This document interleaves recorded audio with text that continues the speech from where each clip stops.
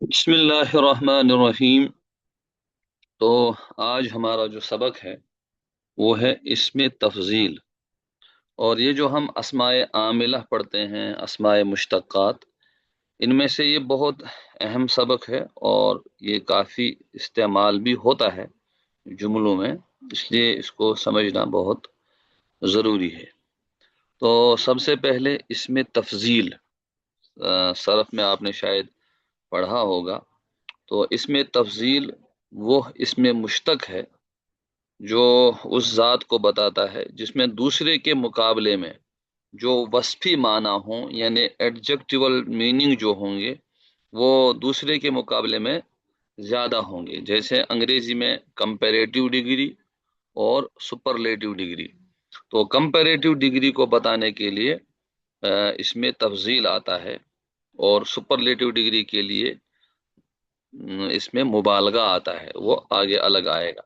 तो इसमें तफजील ये कंपैरेटिव डिग्री के लिए इस्तेमाल किया जाता है। इसमें दोनों में से एक को तरजीह देने के लिए, जैसे अकबर, अफजल, अकरम, इस तरीके से। जैसे इन्न अकरमकुम इंदल्लाहि अतकाकुम, इसी तरह अल्लाहु अकबर वगैरह वगैरह। तो ये इसमें तफजील के सीगे हैं। तो सबसे पहला कायदा, ये इस्म अपने फेल की मानद अमल करता है। तो ये भी अपने इस्म की तरह या अपने फेल की तरह, जो इसका वर्ब है उसकी तरह अमल करता है। अलबत्ता इसका इस्तेमाल जो है वो तीन तरह से होता है, यानी इबारतों में हम इसको देखेंगे, टेक्स्ट्स में तीन तरीके से इस्तेमाल हुआ होता है। सबसे पहला मिन के साथ, जैसे जैदुन अफजलु मिन अमरिन, जैद अमर से बेहतर है। तो इस सूरत में जो इसमें तफजील हमने इस्तेमाल किया, जबकि मिन के साथ ये पाया जाए, तो इस सूरत में इसमें तफजील हमेशा मुफरद मुजक्कर होता है। मुफरद मुजक्कर, क्योंकि इसमें तफजील की पूरी एक गर्दान आती है। अफजलु, अफजलानी, अफजलूना, अफाजिलु। इसी तरह इसका मुअन्नस जो है फुजला, फुजलयानी, फुजलयातुन। और तो ये इसकी गर्दान है, जो कि सरफ का काम है। लेकिन यहाँ बहरहाल ये चीज़ बतानी है कि इस सूरत में इसमें तफजील मुफरद मुजक्कर ही इस्तेमाल होता है। ये कब है?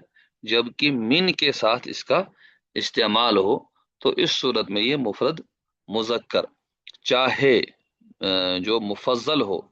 मुफज्जल कहते हैं जिसको फजीलत दी जा रही है, ये है मुफज्जल। यहाँ पर जुमले में जैद, ये है मुफज्जल जिसको फजीलत दी गई।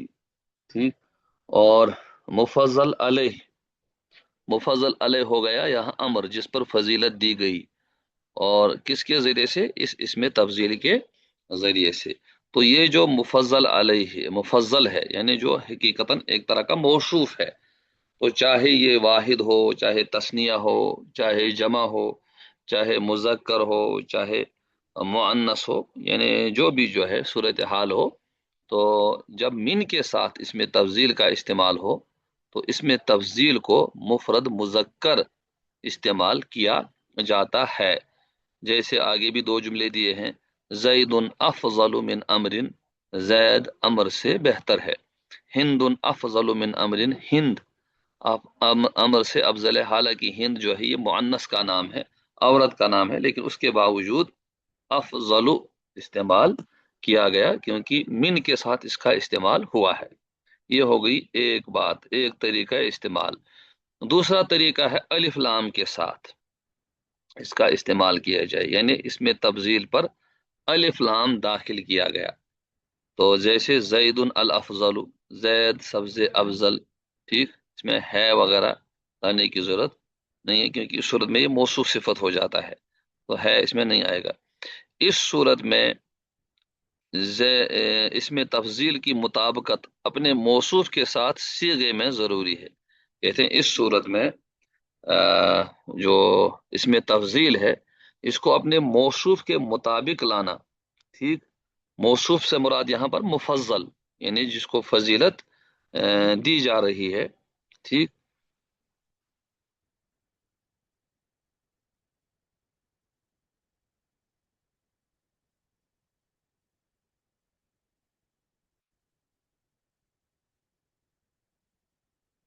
تو مفضل جو ہے جو کہ ایک طرح کا موصوف بھی ہے، اس کے مطابق اس میں تفضیل کو لانا ضروری ہے۔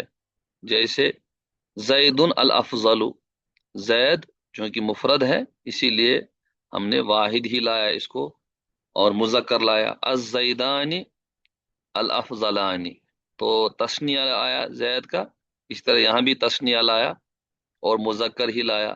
اگر مؤنث آئی تو مؤنث ہندن الفضلا، ہندن الفضلا، اس طریقے سے موصوف کے مطابق اس کو لانا ہے، یعنی مفضل کے مطابق اس کو لانا ہے۔ یہ ہو گئے دو طریقے۔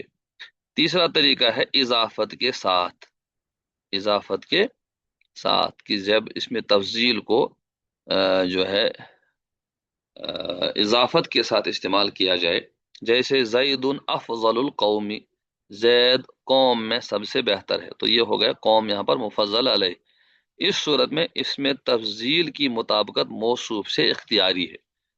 پہلی صورت میں صرف مذکر ہی استعمال کیا جائے گا، دوسری صورت میں مطابقت ضروری ہے، تیسری صورت میں مطابقت اختیاری ہے، آپشنل ہے۔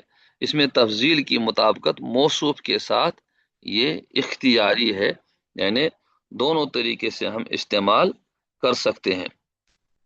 یہ بھی اس وقت ہے جب کہ مضاف الیہ معرفہ ہو، مضاف الیہ معرفہ ہو، لیکن اگر مضاف الیہ نکرہ ہو تو من کے ساتھ استعمال ہونے کی صورت میں مفرد مذکر ہی ہوگا، مفرد مذکر ہی ہوگا۔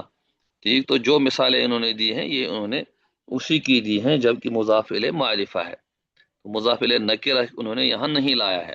اگر مضاف الیہ نکرہ ہو تو پھر اس صورت میں یہ والی صورت ہی استعمال کی جائے گی، لیکن چونکہ وہاں نکرہ ہوگا تو من کے ساتھ استعمال ہوگا، یا تو من کے ساتھ ہم استعمال کریں گے شائبے سے بچنے کے لیے، یا ڈائریکٹ جو ہے اس طرح استعمال کریں گے، لیکن اس صورت میں مضاف الیہ جو ہونا چاہیے وہ نکرہ ہونا چاہیے۔ تو قاعدے میں صرف مضاف الیہ معرفے کی مثالیں دی ہوئی ہے۔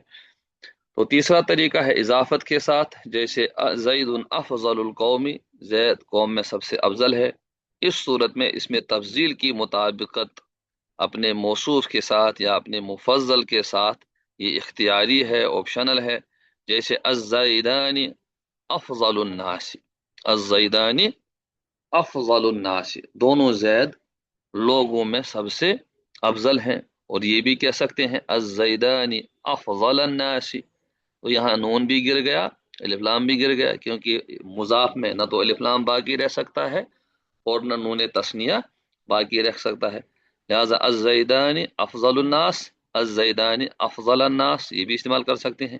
یا ہند افضل النساء، تو یہ عدم مطابقت ہے، اور مطابقت کے ساتھ ہند فضل النساء، ہند فضل النساء، اس طریقے سے ہے۔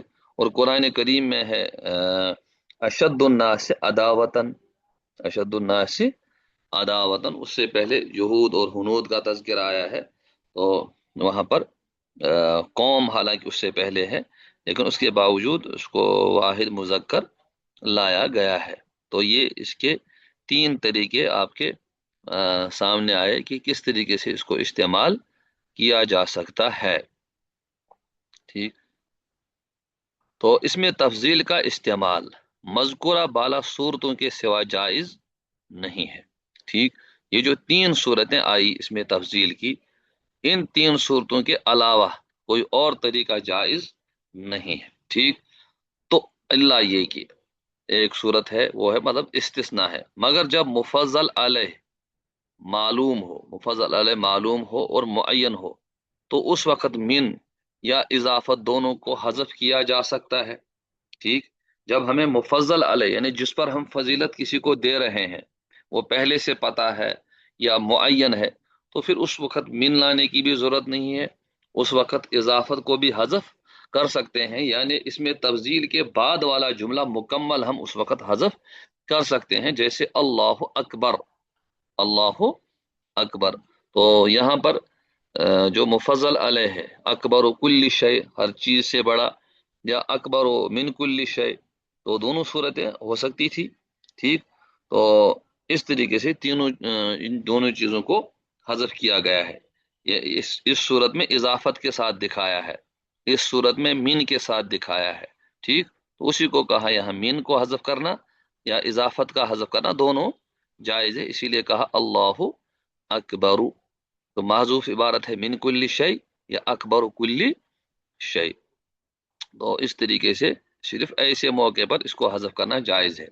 اسی طریقے سے من جملہ تین صورتوں میں سے دو کا جمع کرنا بھی ناجائز ہے، یعنی ایک ساتھ ہم دو صورتوں کو جمع نہیں کر سکتے، جیسے زید الافضل من امر، یہ بھی صورت غلط ہے، کیوں؟ کیونکہ یہاں پر ہم نے زید الافضل کہا، تو پھر من استعمال نہیں ہو سکتا، یا پھر ہمیں اس سے الف لام ہٹانا پڑے گا، زید افضل من امر، ٹھیک؟